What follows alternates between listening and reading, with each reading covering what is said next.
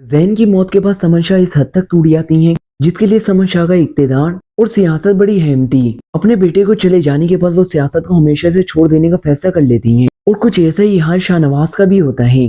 अब जरूरतमंद लोग जब इनके घर आते हैं, शाहनवाज अपने मुलाजिम से कहकर भाड़ी से टलका देता है और मिलने से साफ इनकार कर देता है। तो ऐसे में मेनूनिसा अलबत्ता शाहनवाज से कहती है, वो लोग चल के यहाँ आए थे, जरूरतमंद थे, आपको लोगों के साथ मिलना चाहिए था।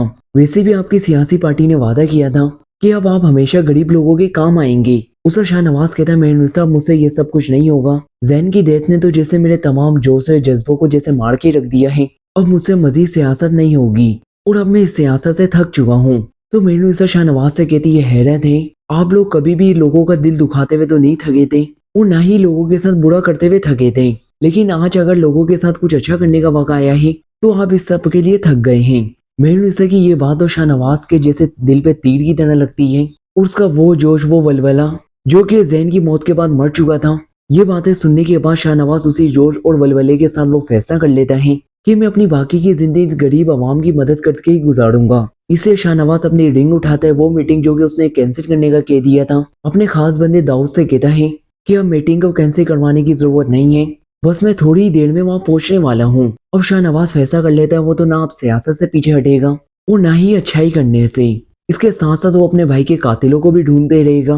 दूसरी तरफ समन शाह जो कि नींद पागल हो चुकी हैं, वो तो हर वक्त ज़ैन शाह की कब्र पे बैठी रहती हैं। अब शाहनवाज भी मीटिंग से फारिग होता है तो उसे पता चलता है कि समन शाह अभी भी ज़ैन की कब्र पे है। तो वो भी अपनी माँ के पास ही पहुंच जाता है। वो अपनी माँ को समझाता है मेरे साथ घर चलने, लेकिन समन शाह जज्बाती होकर शाहनवाज से कहती हैं, तुम कैसी बातें कर रहे हो, तुम्हें पता नहीं कि ज़ैन कितना ना समझ और मेरे बगैर वो बिल्कुल भी नहीं रह सकता। मैं भला उसे यहाँ अकेला छोड़ के कैसे जा सकती हूँ। अपनी माँ की ये बातें सुनने के बाद शाहनवाज के आंखों से आंसू निकल आते हैं। उसे तो समझ ही नहीं आता वो समन शाह को यानी अपनी माँ को किस तरह से संभाले।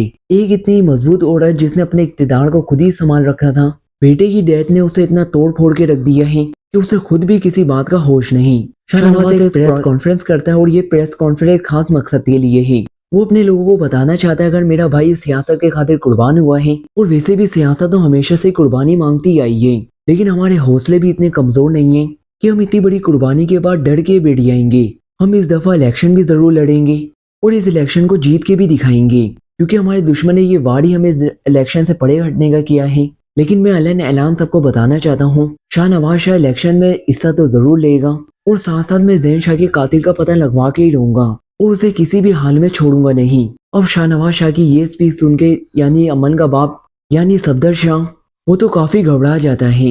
उसे यकीन हो जाता है शाहनवाज ना सिर्फ ये इलेक्शन जीत जाएगा, क्योंकि उसकी जीत वाज़े तौर पर साफ दिखाई दे रही है, बल्कि वो बहुत जल्द ज़ैन शाह के कातिल तक भी पहुंच जाएगा। और जाहिर है सफदर शाह और उसकी बेटी ने मिलकर ही तो ज़ैन शाह का कत्ल किया है।